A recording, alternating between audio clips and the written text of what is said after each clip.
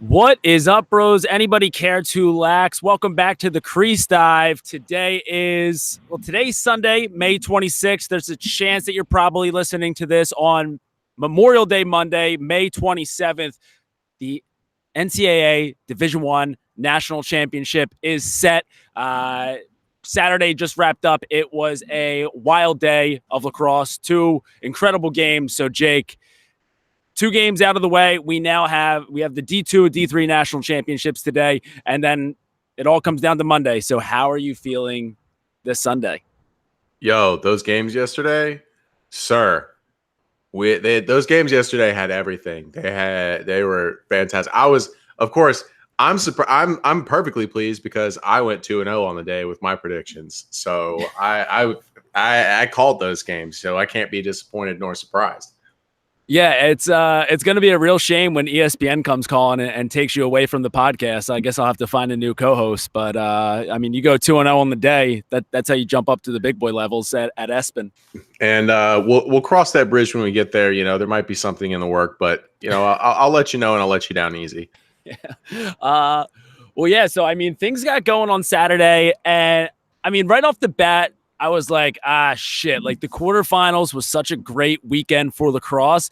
And the first half of that Virginia Duke game, pretty slow. Like, I don't want to take too much away from, like, the defenses of both teams. Like, I think, like, Duke's defense was, they were showing out in that first half yesterday. But, like, as guys who know that goals put asses in the seats, 5-2 first half final, a little disappointing. But then the boys started cooking in that second half.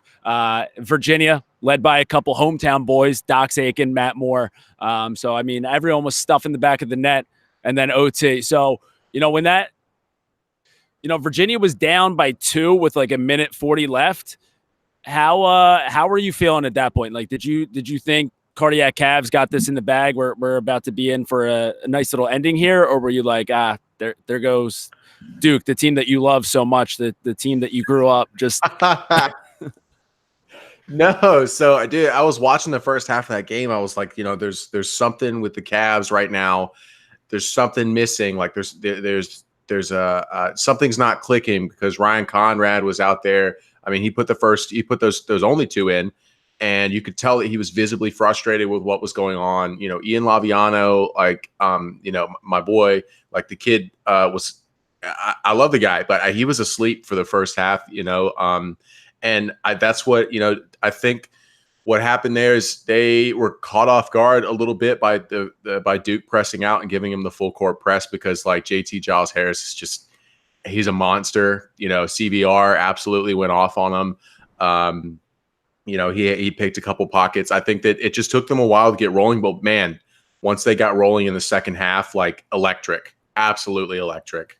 Yeah, and things got going. Like, we knew that it was going to be a day when we had back-to-back Fogo goals. So Brian Smith for Duke, thick with a few C's, wins it clean, fast break, dunks it.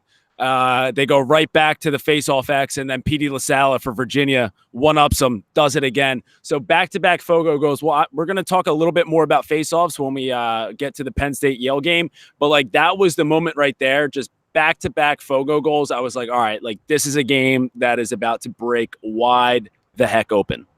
I mean, if you're a Fogo and you were watching that game, like, that had everything for you. Like, if you were watching that game, I got a buddy who's a Fogo. He's a nut about face-offs, right? Whining about the rules and all of that shit. He loves that.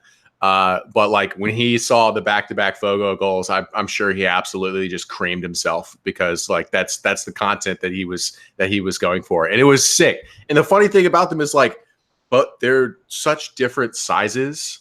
And the fact that they're going head to head like that is like David versus Goliath. Like Petey LaSala is not a big guy. Yeah.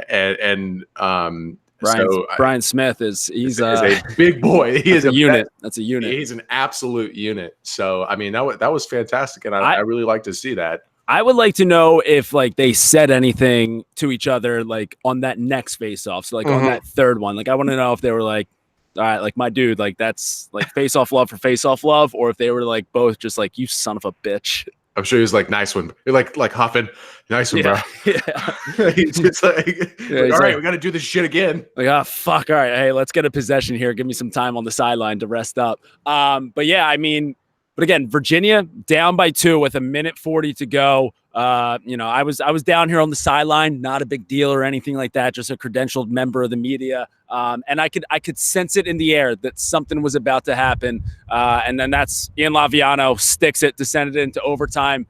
And then that right there, that's where Virginia and Duke, they were both like, hey, there are only so many games left of college lacrosse this season. We might as well give these fans, as much as they can possibly take. So one overtime wasn't enough. Goes to double OT, and then Laviano again, the hero for Virginia. So I mean, the cardiac calves.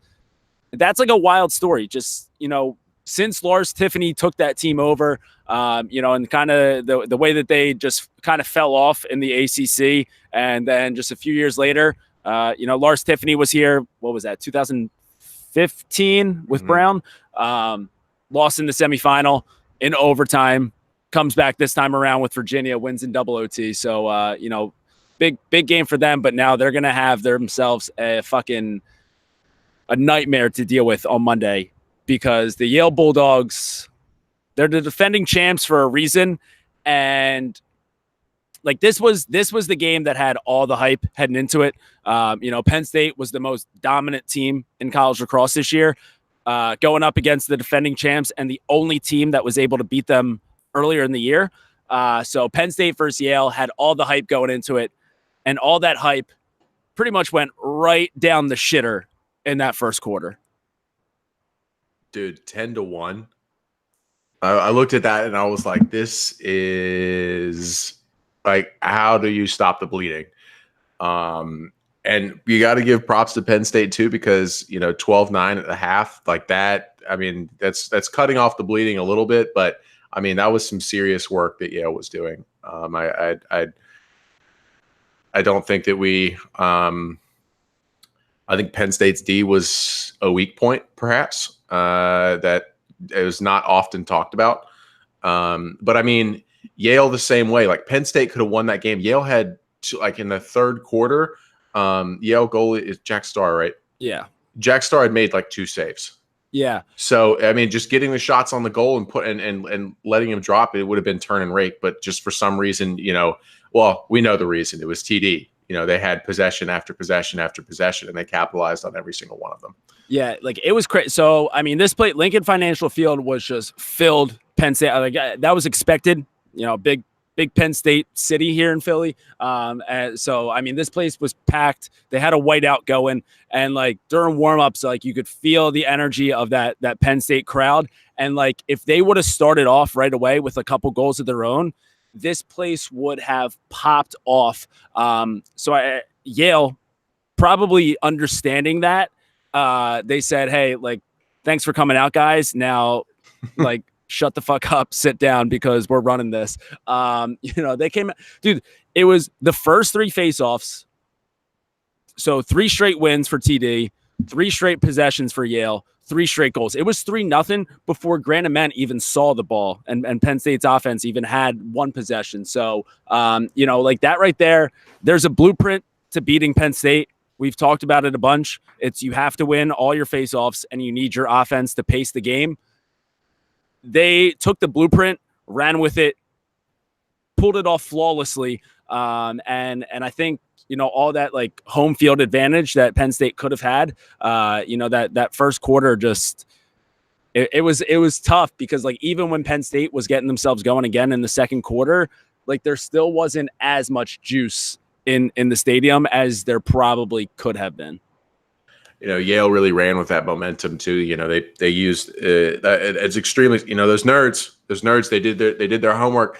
They took. They calculated the velocity of the cheers, and they were like, right. "Hey, if we just I don't even know what they did, but definitely some sort of mathematic equation to get rid of that home field advantage for Penn State."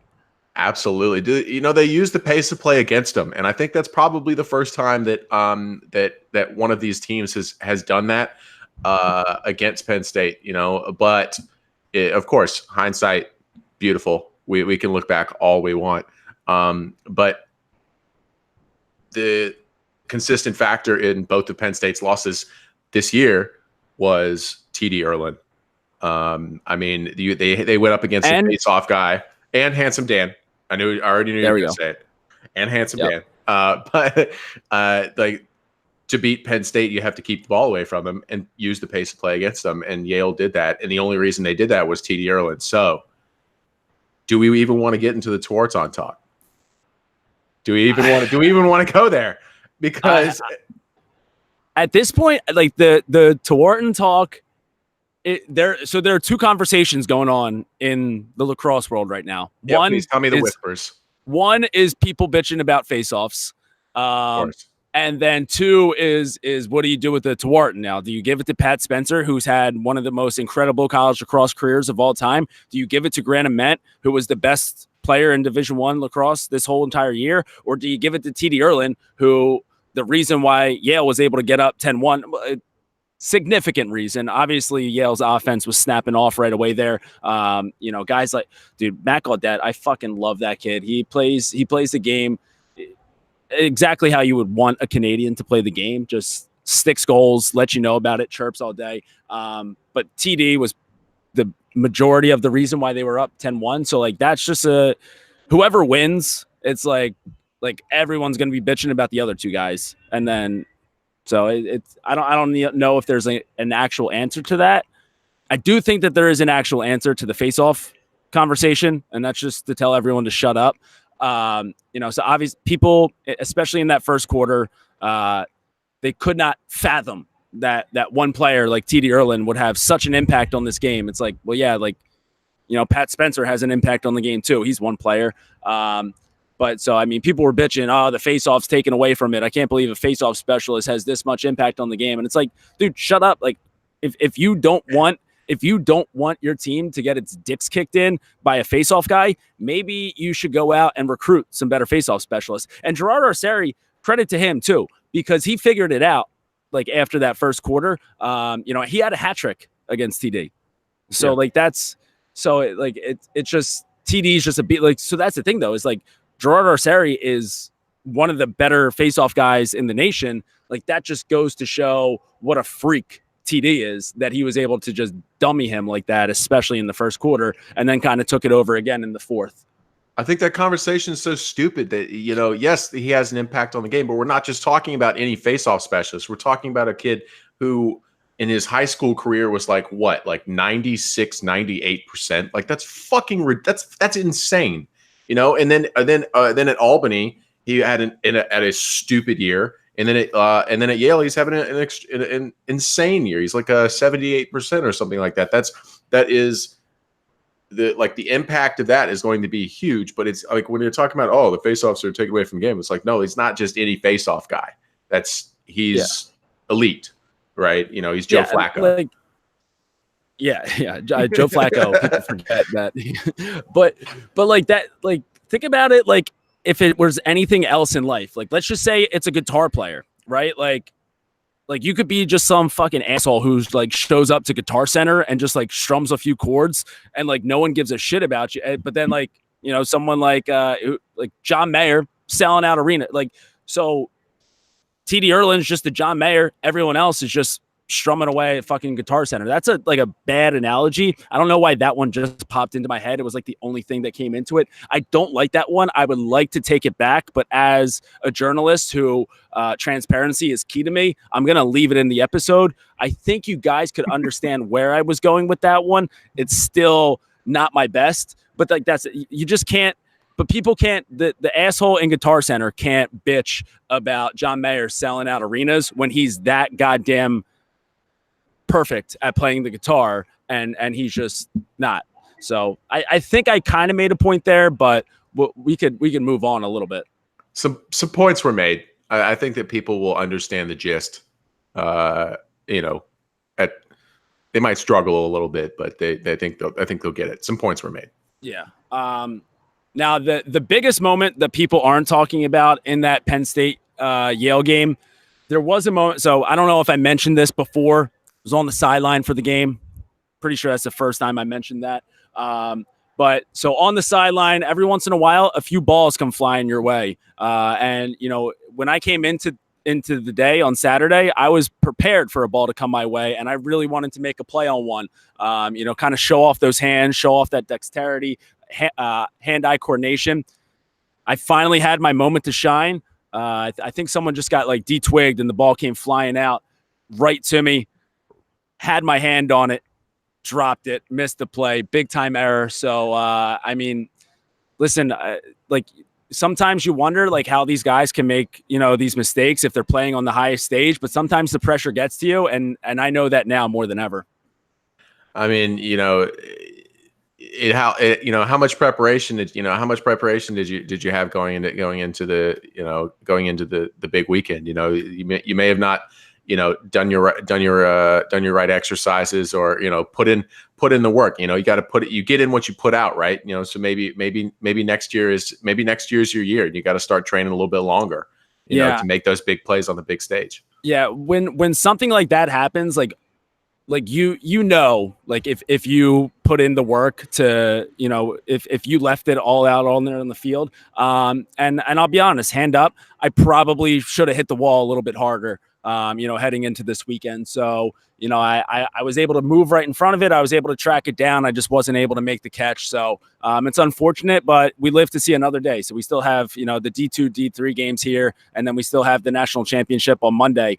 So, there's still some opportunities, and all you can do now is just try to make the next one. You can't dwell in the past.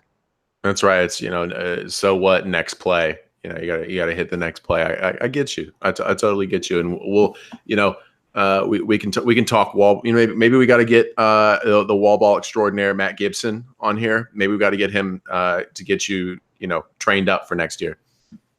Yeah, definitely gonna need need a real solid regimen. And if anything, we got to make it happen quick. So Matt, if you're listening to the show right now, which I know you are, hit me up.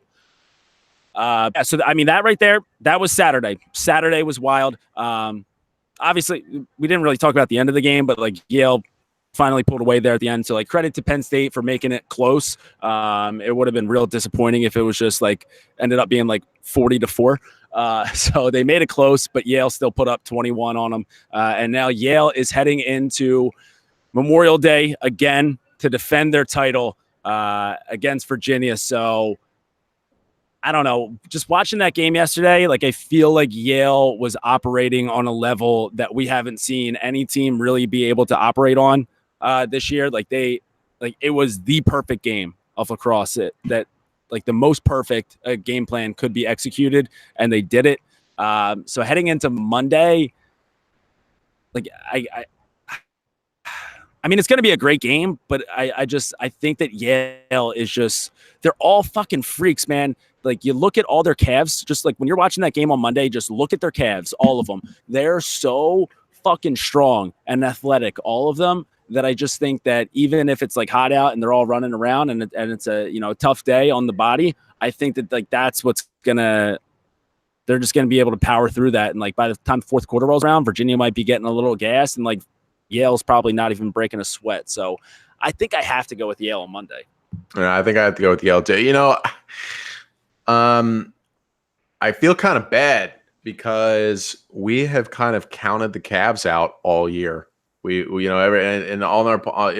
every week we're like, oh, I'm not sold on the Cavs yet. Oh, I'm not sold on Virginia yet. I don't know what's going on there. And I feel kind of bad for doing that, but because they absolutely showed out against Duke, and they strung it together.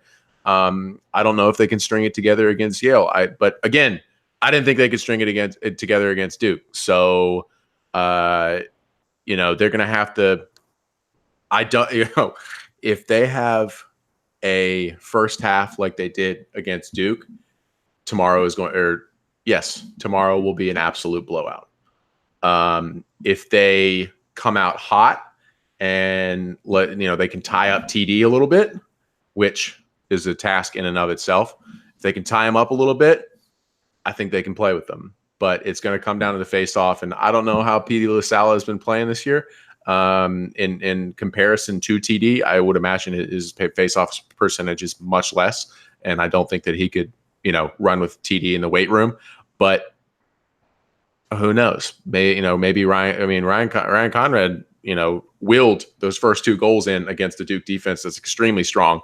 Even while wearing black cleats and white socks, which is which all of his goals really should count for half because he's doing that. But that's a whole other conversation in and of itself. I can't believe, and I understand the Penn State thing, like the tradition, but like, what the fuck is that about? Like, he's wearing land sharks out there. I haven't worn. Everybody wears those in like 6th or 7th grade when you're transitioning from a different sport to lacrosse or something. Yeah, come on.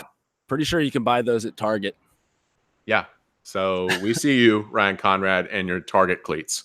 Yeah, I think if Virginia's defense is able to keep them in it early on, that'll be like, I think Virginia's defense is probably a little bit better than Penn State's. So if they're able to, like, as long as it's not a first quarter like it was yesterday between Penn State and Yale, I think that Virginia has a chance to make it interesting and like could come down to the wire either way. But like that's something that like once it got to 10, before it even got to 10-1, but like you could tell every time that Penn State had the ball, they were pushing a little bit because it's like, like we have to go right away or else this thing is going to completely run away from us. So you could see that they were kind of forcing the issue a little bit.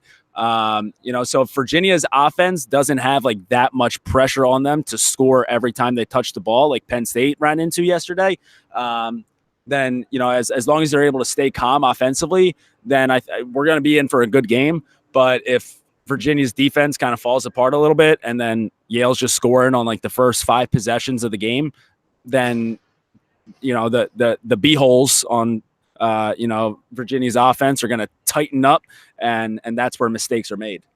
Yeah, we might be flipping channels after the first quarter. Who knows? I really hope it doesn't go like that because as we've said, like we kind of counted Virginia out most of the season for whatever reason. I mean, for whatever reason, High Point beat both of those teams yesterday, Duke and Virginia. Not a big deal. But I mean, they talked about that. I think we heard Quint mention something about that 4 or 5 times. Also mentioning Cottonmouth like 3 or 4 times. Not weird at all. I'm gonna have to go back and watch the broadcast on those ones because he talked about how the boys probably had some Cottonmouth out there from the heat, and I don't think I've ever had that, but apparently maybe that's something that they had back in the late 80s.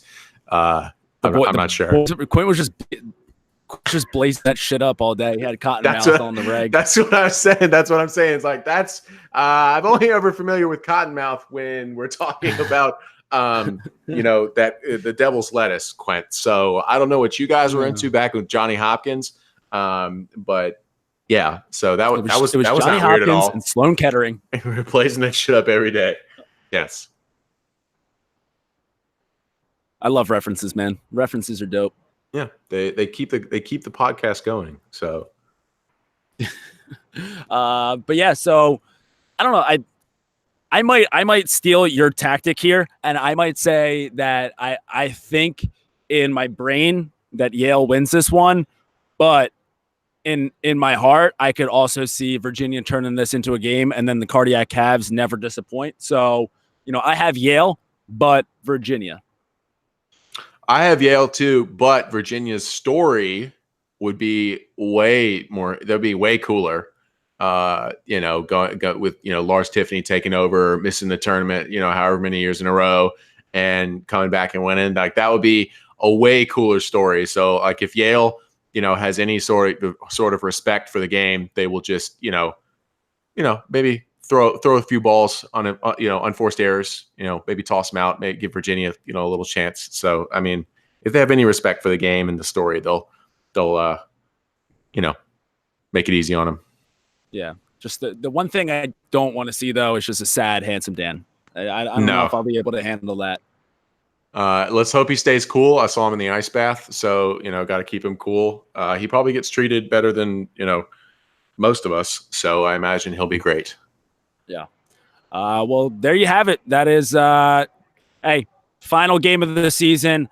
Just want to, thank everyone for tuning in all college lacrosse season long. We'll have a recap episode after the national championship game, but you guys are the best, and we'll keep this thing rolling through the summer with the PLL season coming up. But so Yale, Virginia, 2019 national championship on the line. And, it's coming right from the mecca of the lacrosse world, Philadelphia, Pennsylvania, also known as the Paris of Pennsylvania.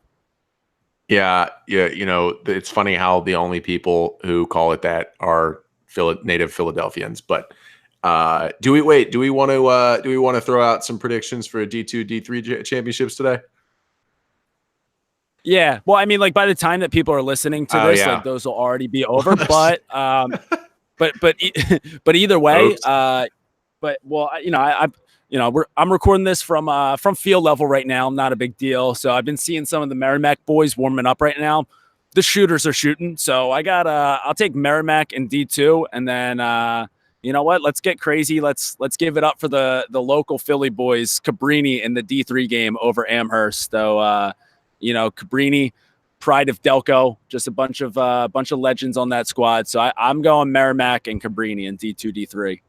I'm gonna take Limestone. I like the continuation of the perfect season. I think that's nice. Just kind of button it off at 21 wins. That'd be sweet. Nice and organized. And then I'll also take the local heroes. I'll take Cabrini as well. But I wouldn't be surprised if Amherst snuck one by them. So, hey, like a true pro right there. That's right. All right. Well, hey, everyone, buckle up, tune in. It's the last ride for the college lacrosse season, and it wouldn't make any sense for us to keep it anything else besides low to high till the day we die. We out. Where the fuck is my mouse? Oh, there we go.